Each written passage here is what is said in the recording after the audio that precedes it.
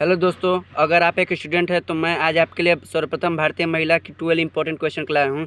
जैसे कि प्रथम महिला प्रधानमंत्री श्रीमती इंदिरा गांधी, प्रथम भारतीय महिला मंत्री राजकुमारी अमृत कौर, प्रथम महिला मुख्यमंत्री सुचेता कृपलानी, पहली महिला राज्यपाल सरोजिनी नायडू, प्रथम महिला राजदूत विजय लक्ष्मी पंडित, प्रथम महिला मुस्लिम शासिका रजिया सुल्तान, प्रथम महिला अंतरिक्ष यात्री कल्पना चावला, प्रथम विश्व सुंदरी कुरीता फारिया, सर्वप्रथम मिस यूनिवर्स सुष्मिता सेन, सर्वप्रथम महिला आईपीएस किरण बेदी, सर्वप्रथम कांग्रेस की महिला सभापति डॉक्टर एनी बेसेंट, सर्वोच्च न्यायालय में महिला न्यायाधीश न्यायमूर्ति फातिमा बीवी। ऐसे ही आप इसका स्क्रीनशॉट ले लीजिए और याद कर लीजिए। Thank you.